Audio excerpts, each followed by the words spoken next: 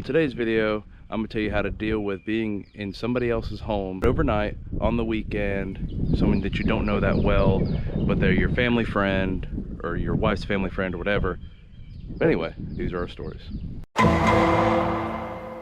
One thing I would say to somebody who's staying in somebody else's house, especially out of town on vacation, would be respectful.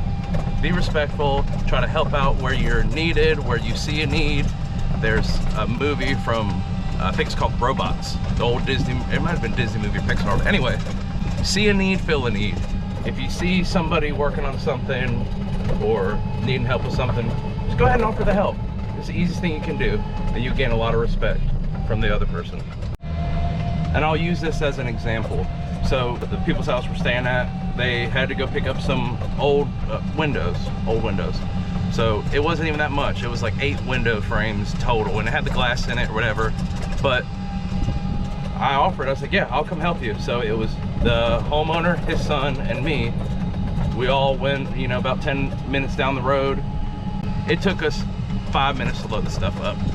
Did I really need to go? Maybe not, but it still showed, hey, look, I'm here to help. I'm not just here for free room and board, and you gain a lot of respect. Another thing I would say would be to make sure that you're always cleaning up after yourself, where that means, you know, plates on the table, plates on the counter, you know, kids' plates, kids' toys. You know, I get it, you're traveling, they're not your kids' toys 9 times out of 10, but you still, if they're playing with them and they were a part of making the mess, they should be a part of cleaning up the mess. Point blank, period. It's not rocket science, it's not very hard to do. If you have control of your kids, it should be a very easy box to check whenever you're staying out of town with family friends. Another thing that I would say to do is to be able to help with dinner, cooking dinner, cleaning up after dinner, slice vegetables, you know, set the table, do whatever you can to lighten the people that you're staying with load, because they took you in. You're not having to pay, you know, $100 a night for a hotel or however much Airbnbs are in different areas.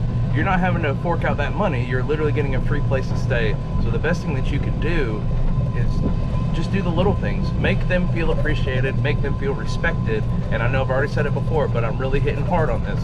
Always make them feel respected and appreciated and loved. Because let's be completely transparent. They didn't have to let you stay there. They could have said, we don't really have the room, or, you know, oh, it could be anything. They could make up whatever excuse it is. Maybe they just don't want you to stay there. And, you know, and that's fine. But you have to be prepared for that. If you're gonna stay there, there's gonna be some things that you have to do just out of just regular respect. There's nothing wrong with that. It's not like you're kissing their toes. You're just being a respectful human being. I feel like I'm crazy for even saying this, but here's another tip for you.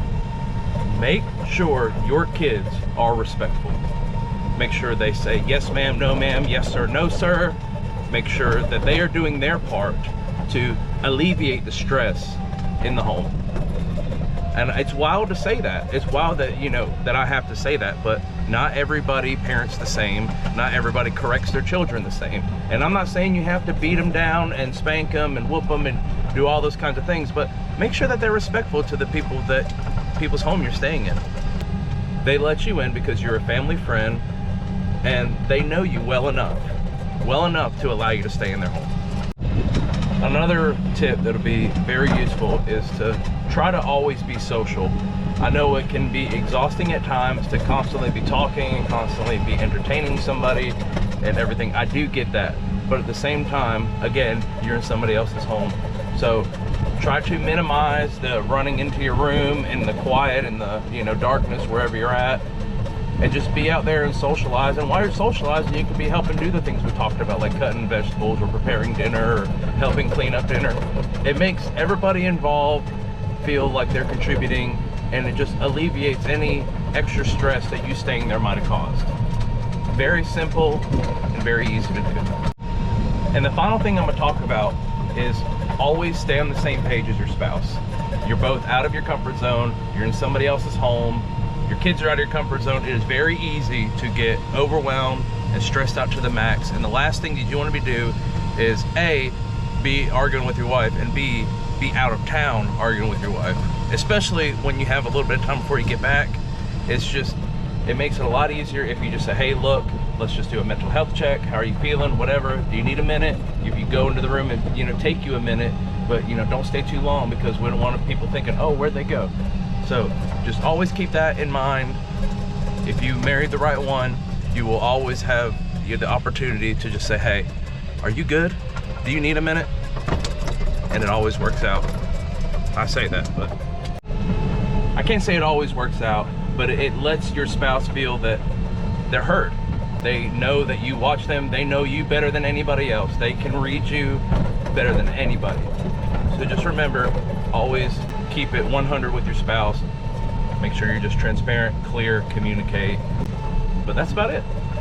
Well, thank you guys for coming to ride on the golf cart with me while I gave you some good tips on how to survive while you're out of town. We'll catch you in the next one. See ya. I can't wait to leave this town, 'cause lately I've been feeling down. The cold nights just don't feel the same. Oh,